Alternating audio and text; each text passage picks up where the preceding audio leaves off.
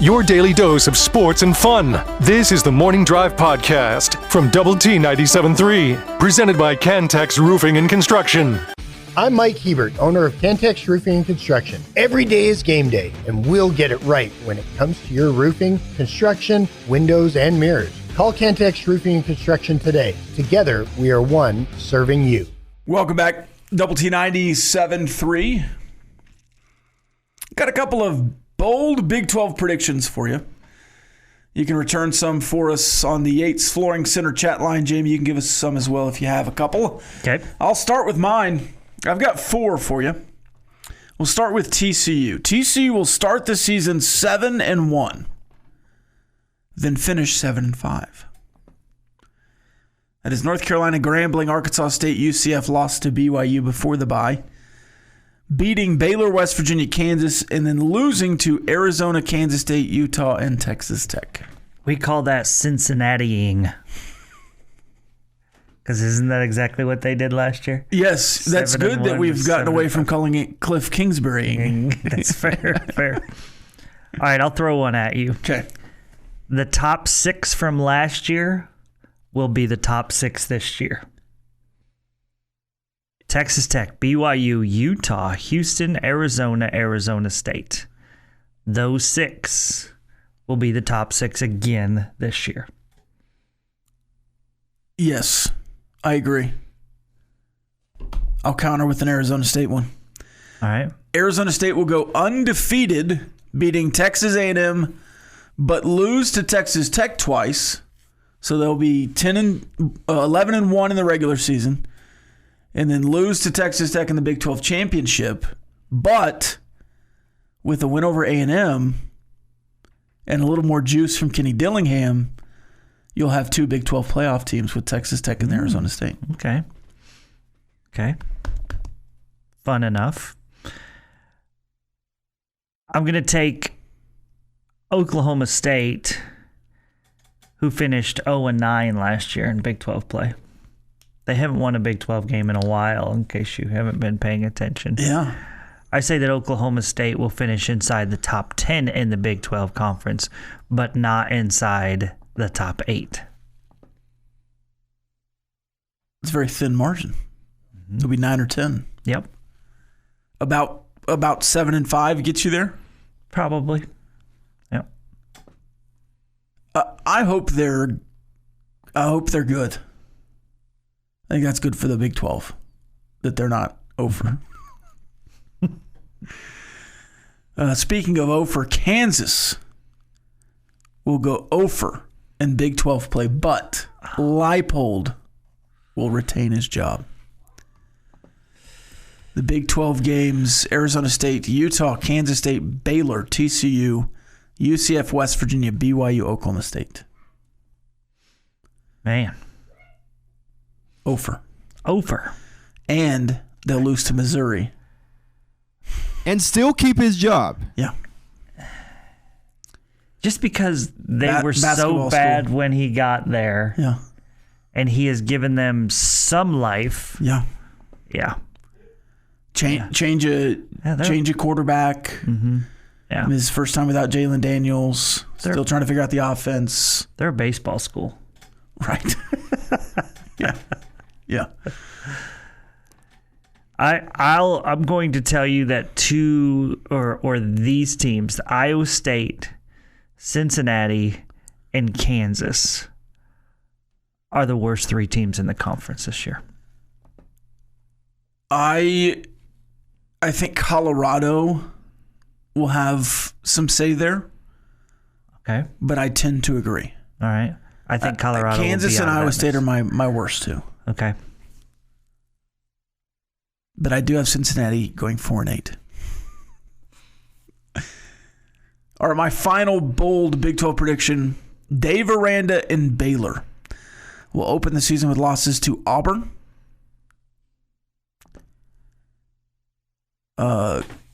Louisiana Tech, Colorado, and Arizona State. Wow, you have them losing to Sonny. They'll only beat Prairie View A&M. Heading into the bye, interim coach Jake Spavital. Okay. At 1-4? At 1-4. Baylor makes the move. Dave Aranda should have been fired or would have been fired. I'm not going to say should have. Would have been fired this offseason if they weren't getting a new athletic director. They've made so many changes this offseason based on getting fan engagement. They brought back tailgating. They revamped the Baylor line. They're calling it the Revivalry again with TCU. And TCU's out of the bye. They didn't have tailgating? No. It's college football and they weren't allowed to tailgate? Their fan engagement was awful. Wow. Yeah.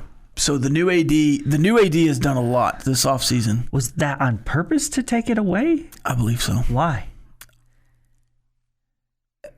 I mean, didn't want to clean up the parking lots? Or too what? much drinking on campus? I don't know. Okay. I don't know what their reasoning was, Jamie, but they did not have tailgating. That's crazy. Which I think is why they were tarping the stadium for so long. It's like college football without tailgating. So interim Spavital will coach against TCU out of the bye. Okay.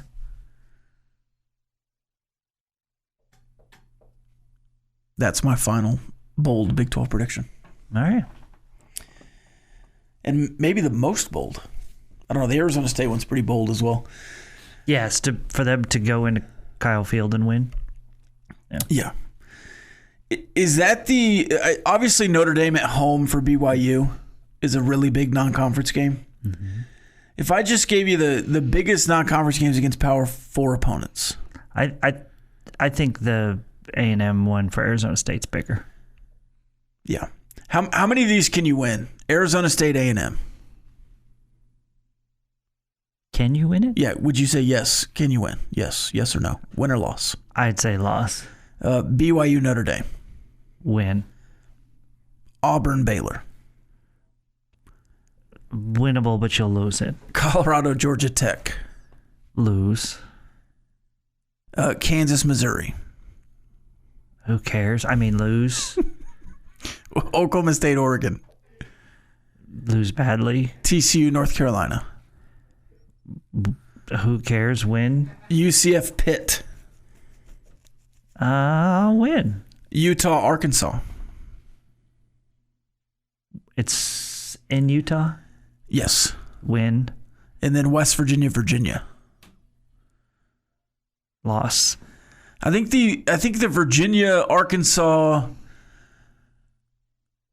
Arizona State, A&M, those are the important games. Yeah. You got to beat the ACC. TCU, North Carolina is very important. Yeah. I think I changed my mind. I think the BYU, if they beat Notre Dame, that's a bigger deal. That is because it's later in the season too. This is the Morning Drive Podcast from Double T 97.3, presented by Cantex Roofing and Construction.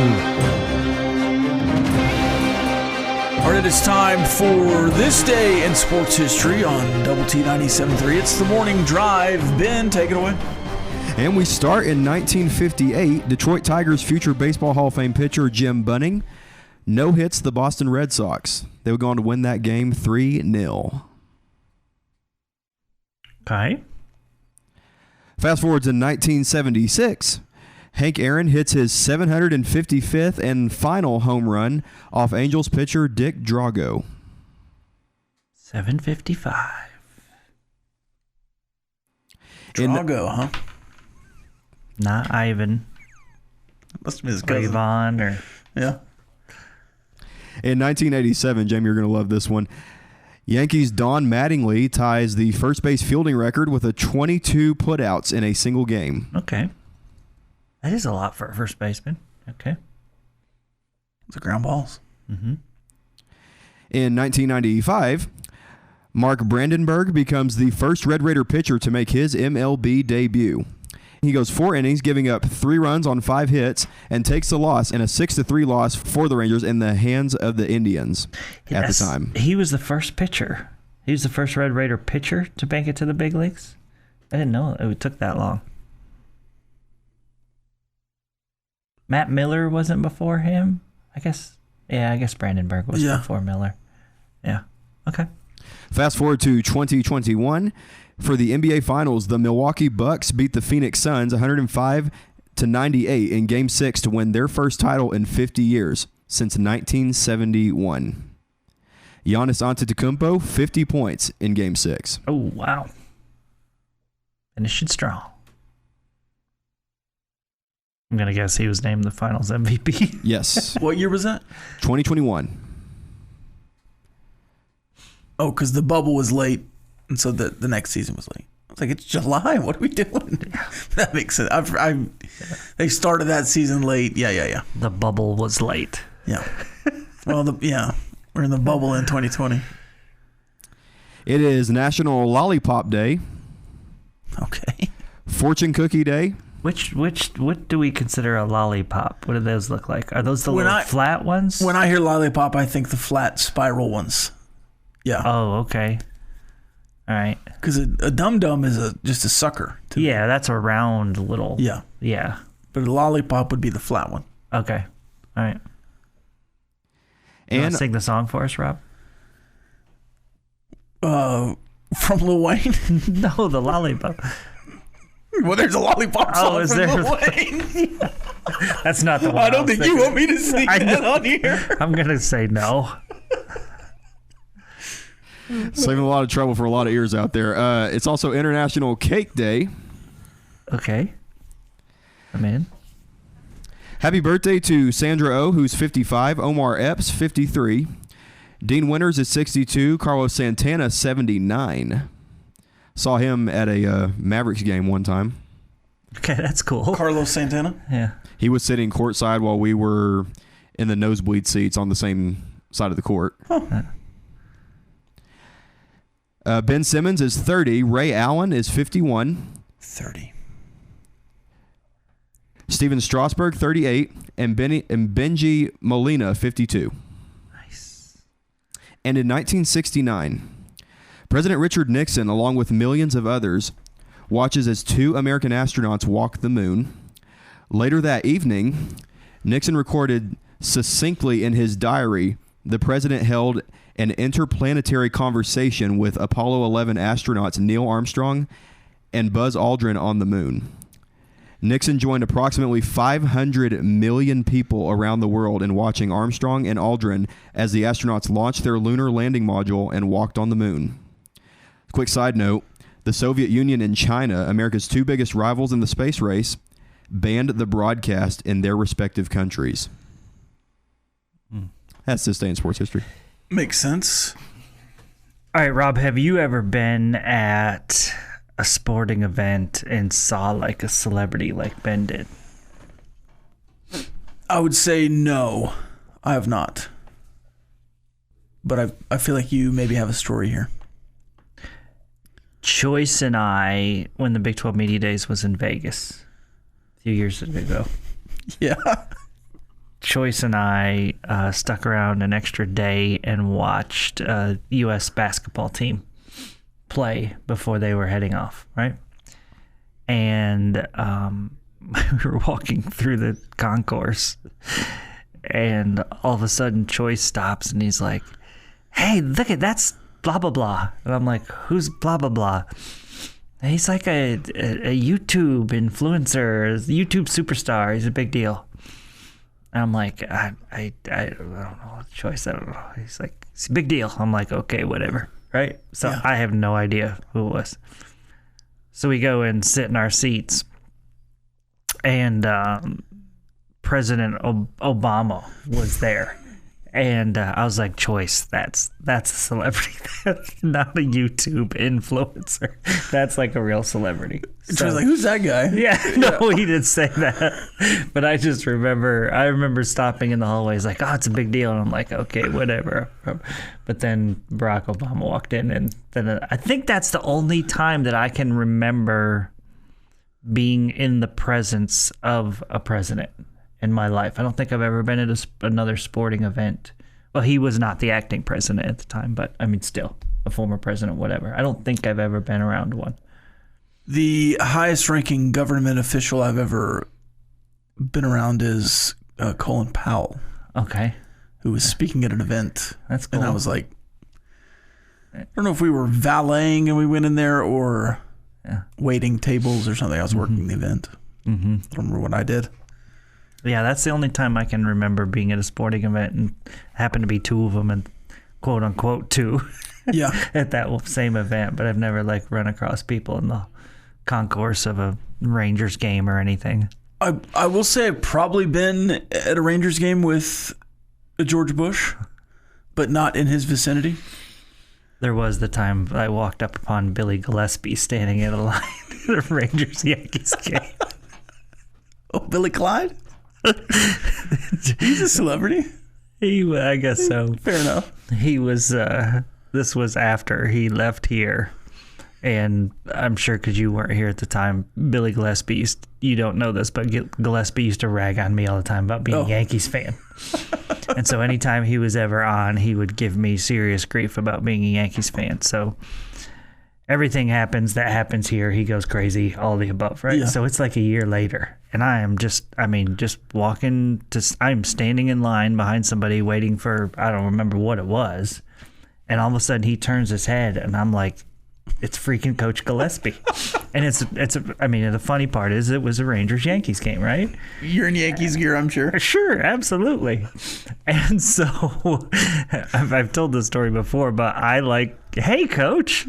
And he like turns around and I was like, fancy seeing you here, Rangers-Yankees, blah, blah, blah. And he's like, yeah, okay. And then he kind of turned back around and then he like looked to his left and his right a couple times. And then he could not have been more uncomfortable. And then he just walked away. I thought you were going to say you figured out who you were. No. Well, I'm 99% certain he remembered me. Right. Yeah, but like you could tell he was super uncomfortable and wanted nothing to do with somebody from Lubbock, Texas. Sure. And so he walked away from me. Wonder what he was getting at the line there. I have no idea. Probably take a couple of guesses. Poor Coach Gillespie. I didn't mean to make him uncomfortable, man. I mean, like, enjoy your cheese fries already, dude. Don't leave. Yeah. The Morning Drive podcast from Double T 97.3 is presented by Cantex Roofing and Construction. Welcome back. Ed says he remembers seeing Matthew McConaughey at the 2008 Harold Crabtree game. Yeah, McConaughey's been in Lubbock a bunch of times. Mm-hmm. I would assume. He was at least a couple of basketball games, I remember, because he would, migrate down to the bench. Sure. In his orange suit. He is. He's like a guy that I should dislike that I don't. I like McConaughey. Yeah, I like his personality. I like the movies. Yeah. Post Bongo era, I'm sure you're probably more locked in to McConaughey. Yeah. I know you and like me and really enjoyed Reign of Fire. Yes. His best movie, without a doubt. Yeah, I've told you that's why I buzzed that. Yeah. I don't know if y'all knew this. He was also in Angels of the Outfield. If I knew this. He's one of two Academy Award winners in that movie. Adrian Brody. There you go. I was never a big Angels in the Outfield guy, so I can't even remember what he played in there. I love that movie. He's Williams. Williams and Naughton collide, and the catch is blown. Yeah. Yeah. Gotcha. Sounds like Ben that he knew. Yeah. Sounds like he knew. Oh, it's a great movie. I just don't know who knows and who doesn't. Yeah. That's why I put that out there. Sure. Carlos Santana is one of the greatest guitarists of all time. Also a former Indians pitcher. It's a different guy, but right. Yes. I know. Same name. This texter says, I agree, Jamie. I might go with West Virginia over Virginia. That brand is bigger than Texas Tech. The brand that is bigger than... I think he was talking about BYU beating Notre Dame. West Virginia over Virginia. Yeah. And Carlos Santana was actually a first baseman, not a pitcher. Oh, that's right. Yeah. That's right. You're thinking of Johan Santana. Johan Santana was with the Mets with the no-hitter and never pitched again because they let him go 140 pitches and ruin his arm. Was that Johan? I think that was him. So, which brand is bigger than Texas Tech? BYU or West Virginia? I think he was talking about BYU. That's the way I would gather it. Well, what other brand in the Big 12 is bigger than Texas Tech? Well, I think this might be a troll here. Oh. That West Virginia, I might go with West Virginia over Virginia. Okay. I can't really. West Virginia might have a history of being relevant more than Texas Tech, but those days are, a long time ago. The history conversation that gets brought up with every fan base on Twitter or otherwise, or on these chat lines that Texas Tech doesn't have the history. Texas Tech fans know that. And if you ever start talking about Texas Tech fans and whatever else they want to do on Twitter or social media, the thing about it is we don't care about the last 100 years. We're looking for the next 100 years. And nobody's set up better than Texas Tech, at least in the next 5, to have success in the Big 12. Yeah. And it's really not even close. And so if you were one of those schools that has history and tradition, you look back at that and you speak to that, right? But if you're a school like Texas Tech that feels like you're progressing forward, you talk about that, not what's in the past. It's like Yankee fans, right? Sure. 27 championships, blah blah blah blah blah. But it's none of them at any time recently. It's also, especially with Big 12 schools, it's always funny. Like maybe Kansas State can speak to it because they have some Big 12 championships. Mm-hmm. But the rest of them, it's like, oh, you won your first Big 12 championship now? Well, we won our only one 10 years ago. Yeah. Like, okay. Okay. And you've done what since then? Yeah. And Baylor fans, they all must be, 25 or younger. Because they don't remember how bad they were for the first 15 years of the Big 12. First 20 years. They were awful. Every year. They were Kansas. Yeah. For 15 or 20 years in the Big 12. And then they had a stretch of 5 really good years with Art Briles. And then they're hit or miss since. They won one Big 12 championship. And a bunch of shadiness going on during that time. So, I don't know. Well, they won with Aranda over Oklahoma State. And it's like, okay, so, yeah. It just, to me, you've caught up with a lot of the Big 12 in the last year. Who cares if you did it this year or 10 years ago? In fact, I'd rather have, if you've only won one, be the reigning. The most recent one? Yeah. Right. Well, it also leads you to believe that you are, reaching higher heights, and so you'll stay there. Yes. That's a hope. You don't know that for certain. Jay says if you don't have tailgating or sailgating, it's not real football. It's Baylor. Yeah, I think I have that right. They reinstituted. That's like the first thing the Baylor AD did. He wrote a letter to the fans and was like, "We're bringing back tailgating," and maybe it's just like a particular lot or like around the stadium. They're bringing it back. But man, how boring! You gotta have tailgating. And then Iowa State's selling beer in the stadium now. Good for them. Yeah, which just always shocked me that Iowa State was the one that was not doing it. Just for how their fans act. I mean, they just, Busch Light and we're drunk. They had like 17 Iowa State beers before anyone else did. You remember that? With the no, I don't. At the very beginning of NIL, it was like real popular to have a team branded beer. Okay. And Iowa State came out with like 7 of them in the first couple of weeks. Like 7 breweries down there made beers to support NIL. And Tech got one way later with Two Docs. It's a good one. But they had like 7. And then they were getting like grain alcohols and everything. But they'd never sold any of it in-house. It's like you could open a tap with only NIL beers. And have like a wide selection. Yeah. And they never did it until now. which to me means they need the money. I think that's pretty obvious. I think everybody does right now. Well, especially Jamie Pollard, because they're very poor. This is the Morning Drive Podcast from Double T 97.3, presented by Cantex Roofing and Construction. Welcome back, Double T 97.3. It is the Morning Drive. We had a text to respond. Do the other schools not care about the next 100 either? Not so far. I mean, BYU seems to. Utah has made some moves. Kansas State finally is making some moves. TCU seemingly is doing a little bit, but nobody has done as much in the last 5 years to prepare for the new age of college football than Texas Tech does. Mm-hmm. And if everyone else is caring about the next 100 years, that's fine. But Texas Tech fans do not care about this history you're bringing up, especially when it's TCU fans from the Mountain West or wherever, especially when it's West Virginia fans talking about their 10-win seasons in the Big East,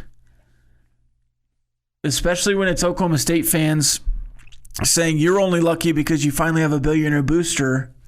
It's like, didn't you have one there for a little while that really helped you? Yeah, your most successful run ever was from a billionaire booster.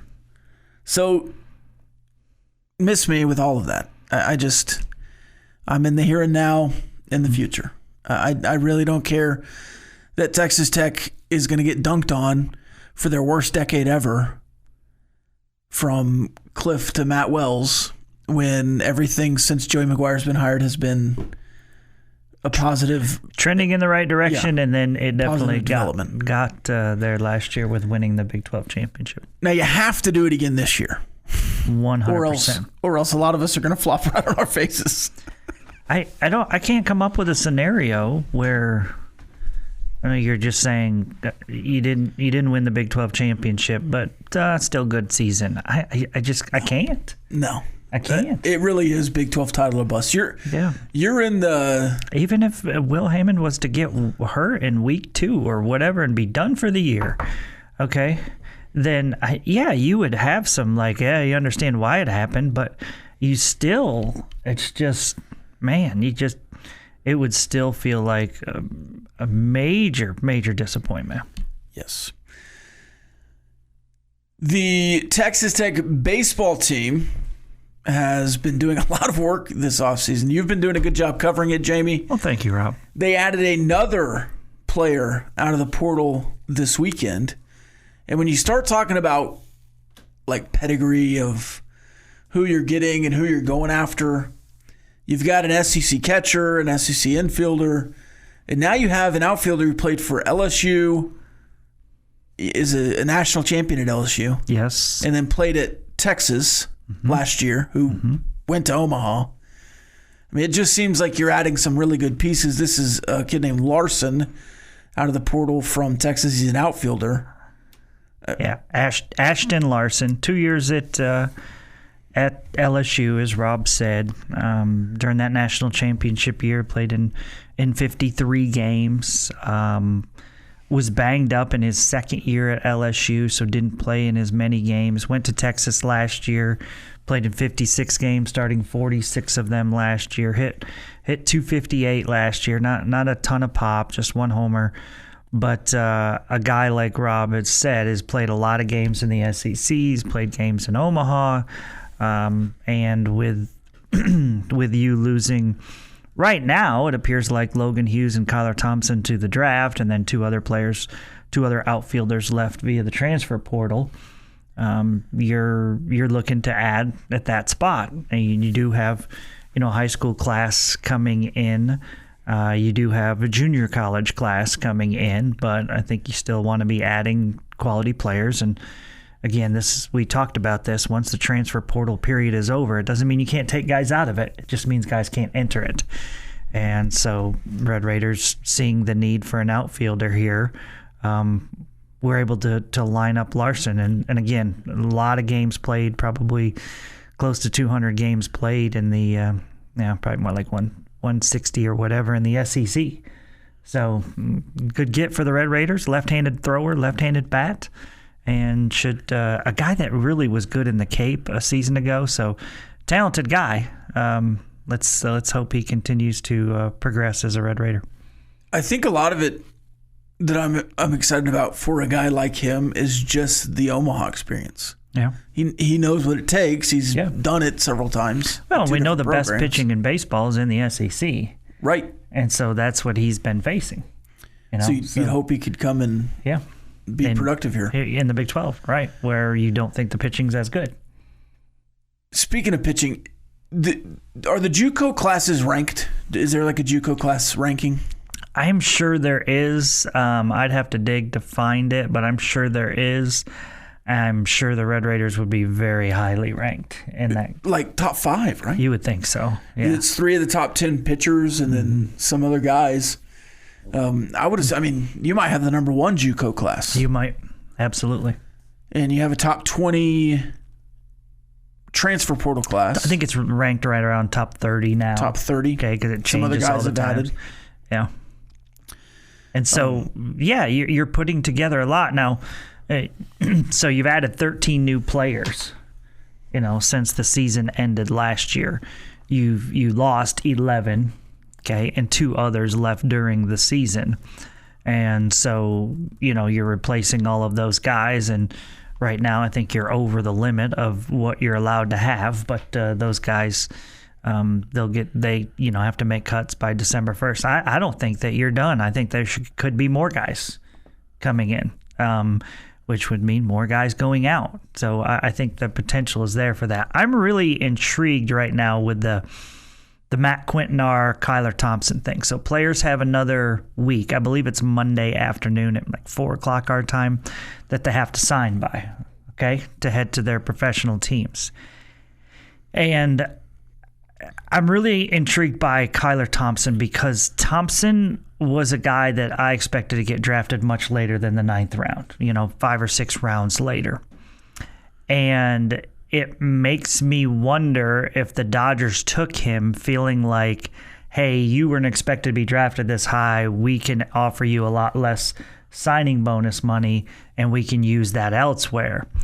And if they did that, and Kyler still has leverage like he does for at least 1 year, and it looks like it's going to be 2 years, is Kyler saying, well, why would I accept that? Especially if they're offering an amount that Texas Tech can match. And so, we saw the Ryan Barker kid. Okay, he was a high school commit for the Red Raiders signee that got drafted by the Braves, and they offered him almost 4 times over slot value in the 11th round. He slipped way farther than everybody thought, but they didn't pay a bunch of seniors their full slot in the top 10 rounds, so they had that extra money to spend on Barker. And so I wonder if the Dodgers are thinking, hey, we can do the same kind of thing with Kyler Thompson. Draft him early, save money, and use that money elsewhere. And Kyler Thompson's saying thanks, but no thanks. I don't know. You got a week here. You know how it works. Deadlines usually push things forward. Quintanar still thinks a possibility to come back. I'm not sure. I mean, he was taken way later than expected. And both of those guys will be seniors next year, so they will still have the leverage now with a second year. And so with the 5-for-5 deal. So I'm not sure exactly whether or not how high the percentages are of those two coming back, but I still think there's a chance that those two guys would be back. Initially, I didn't think Thompson would be being taken in the 9th round, but the fact that he hasn't signed yet it makes me think, I wonder if there's a little jockeying going on there. Well, I don't know that the Dodgers have wiggle room because of the luxury tax stuff, and I don't think they have as much like the Braves or the Pirates who don't have the penalties. Sure. Probably have a little more wiggle room. Mm-hmm. By the way, the Pirates ownership, GM, dumb quotes this weekend. The Morning Drive podcast from Double T 97.3 is presented by Cantex Roofing and Construction. Welcome back, Double T 97.3. It is time for Jamie's question of the day. Jamie's question of the day on Double T 97.3 is brought to you by Connecticut of West Texas. All right, so let me first ask you this question, Rob. What was the 2025 Red Raider football team known for? Defense. Action on the field. What were they known for? Defense. Turnovers. Known for their defense. Okay. My question for you guys today is, what will the 2026 football team be known for? So it's hard not to just double down and say defense. I do think that you have a lot of talent over there. I think Trick and White, the Bash brothers, are going to be not the same type of edge rushers as the last two you had, but still very good. And I think you're a little bit deeper there. I think Jamon Mathis and LaDamian Guyton and some of these other guys might actually have some pop. I think A.J. Holmes is very good. I think your linebackers are really good again, though you don't have Jacob Rodriguez lurking back there. But I'm going to say this team is led by the running game. I think you're going to be remembered for the running game. Okay. Just so I can say something new here. What is his face, Ben? What are you doing? I'm just saying. I guess our brainwaves are on the same frequency right now, because if I too weren't to double down on defense, I would have also said like the versatility of the offense, like especially with guys like Jacoby Williams, running him as a gadget player, whether it's lining him up in the slot or bringing him into the run game. Even though Cam Dickey and Quentin Joyner will probably get the most amount of reps, not to say Jacoby Williams won't, but odds are if you plug in Jacoby into this offense, it would be in a gadget type role to put defenses on their heels. And that's not discrediting like what this defense will be with, like you said, the Bash brothers, with A.J. Holmes, with Roberts and Romaine, and what we'll see possibly with that safety position. Like we might see Peyton Morgan have himself a year.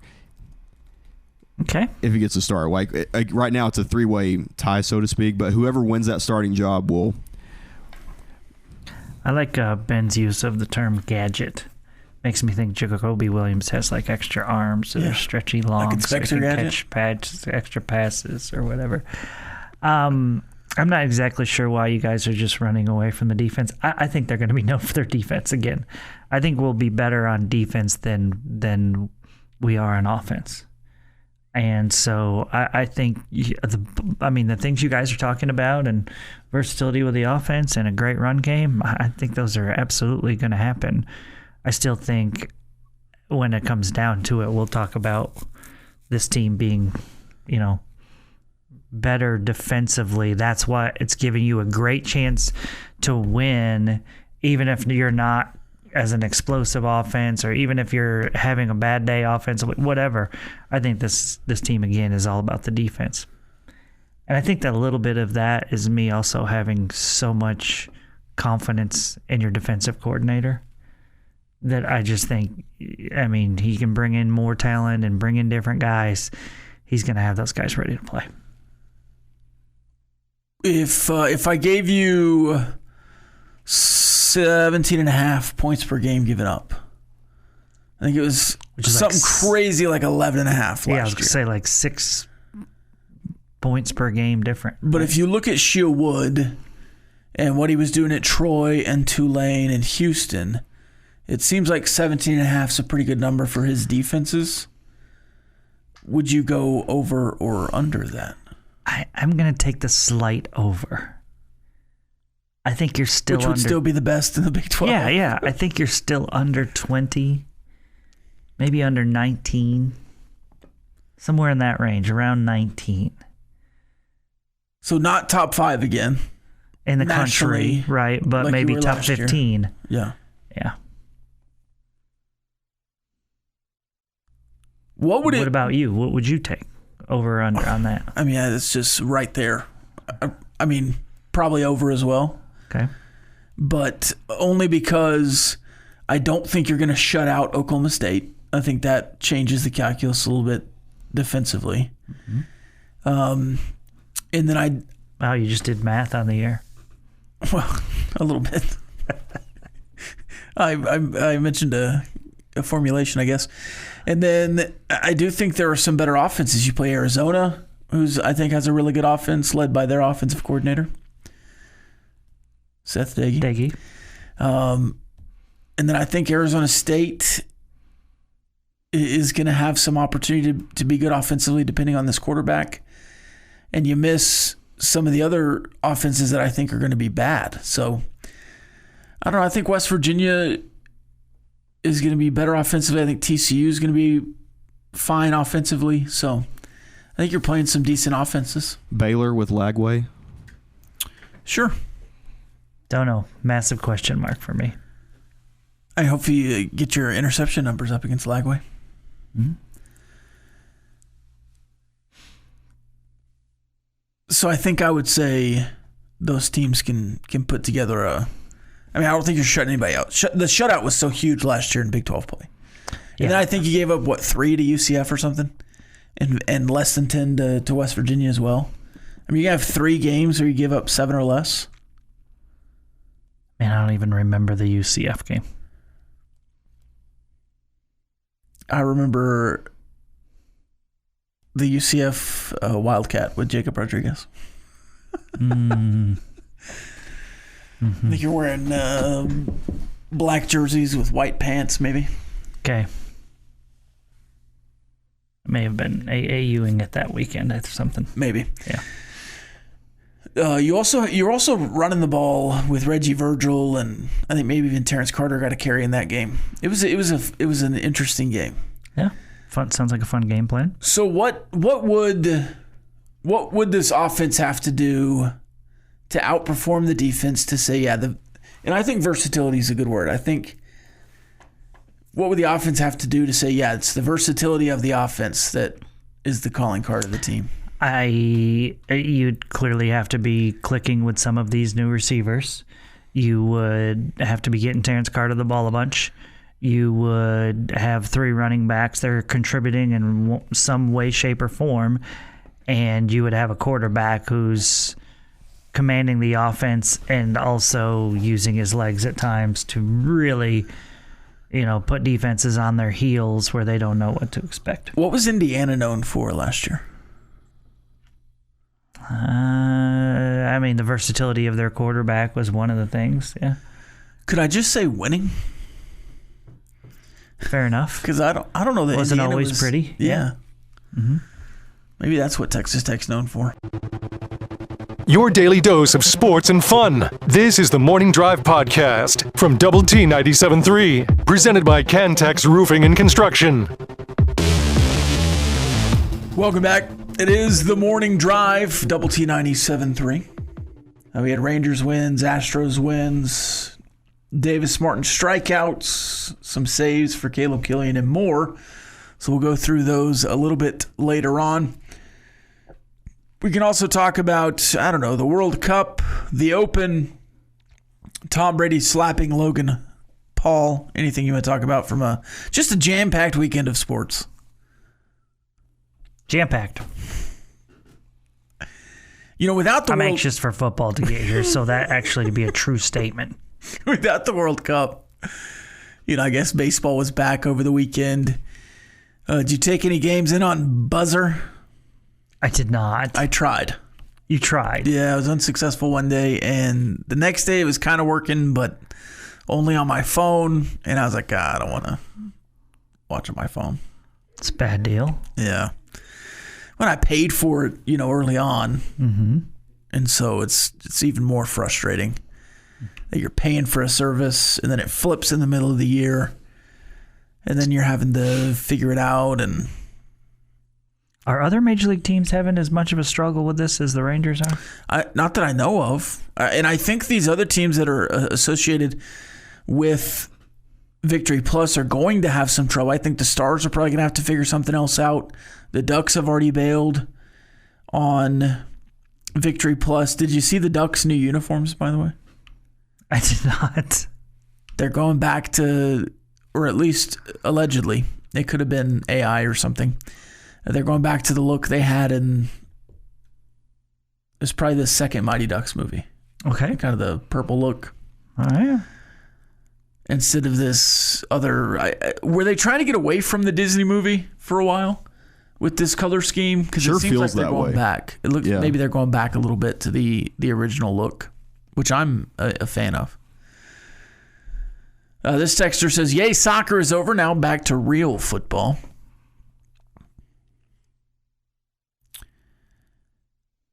Eric on Will says the gadget is synonymous to a multi-tool with him. Okay. Little gadget. Get your gadget out. Yeah, so that aptly describes Jacoby Williams, right? He's a gadget player.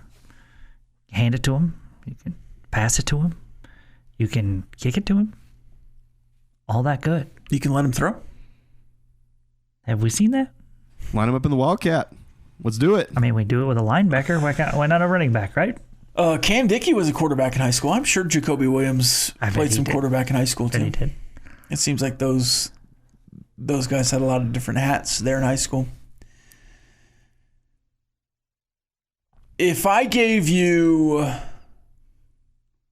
because he had 1,000 yards last year from scrimmage, Jacoby Williams.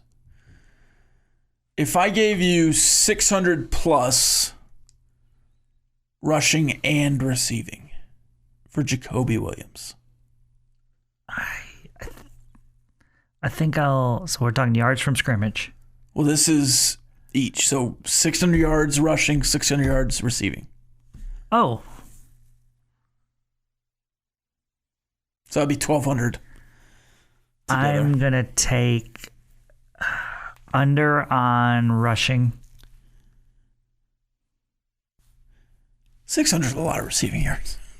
Yeah, I think I'll go under on both. I think combined he's probably around just yards from scrimmage. More like a really 700 guy to 800. Because of the extra Because it's just body in there. have a lot of different weapons. Yeah. Yeah, I mean he might catch 2 or 3 passes a game. He might run it 2 or 3 times a game. I mean that doesn't lead to 1,200 yards. And there was a lot of opportunity last year because there was not a third running back in the rotation once Big 12 play started. Mm-hmm. And you're going to have that this year. You know, I was watching... Well, I was going to say, my question real quick was, does he match the same amount of all-purpose yards this year as he did last? Well, that would be under for Jamie because he's at 700. He had 1,000 plus last year. But that's all purpose. I was talking yards from scrimmage. Oh, you're saying you're returning too? Yeah, he's saying all purpose. So you think you'll have more return yards? Yes. Would he match the all-purpose? Because I firmly believe he'll be involved more in the return game this year than he was last. I mean, you heard towards the end of the season that was one of the reasons why they wanted to use him less at running back, so he would be ready to go for returns. How many kick returns do you think he had last year? This number is kind of shocking to me. Shockingly low. Yeah. Yeah, I wouldn't have guessed that many. I don't know, 12. 6. Okay. And one of them he took to the house. And one he took to the house. Yeah. He had 40 yards per return. He had 12 the year before, 6 last year. Oh, you meant last year? I thought you meant the year before. No, I'm just kidding. Right. Yeah, you nailed the year before. You nailed his freshman year. That is a little bit of a shock to me. He also returned 3 punts. You know, he had a bum ankle for most of the season. Okay. He finished the year with 868 rushing yards and 388 receiving yards. Would you go over on 400 receiving yards? I think so. And a little bit under on the rushing. Yeah. I wonder what his attempts are, too, because he had 155 rushing attempts. I also just think he has less attempts. Yeah. Just because there's, 3 running backs. I would assume I'd take a third off of that. I would assume that Cam Dickey will also have less attempts. Yes. If they're all 3 getting over 100 attempts. Yeah.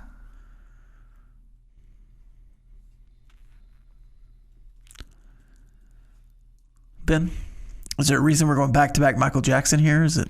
There isn't. Okay. It's because it's good stuff. Is that just how it goes in the rotation? It is. Back to Okay.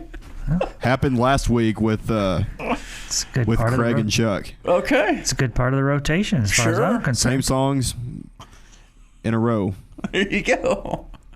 We're in and out with Michael Jackson. This has been the Morning Drive Podcast, presented by Cantex Roofing and Construction. Check out our library of Double T 97.3 podcasts at doublet973.com.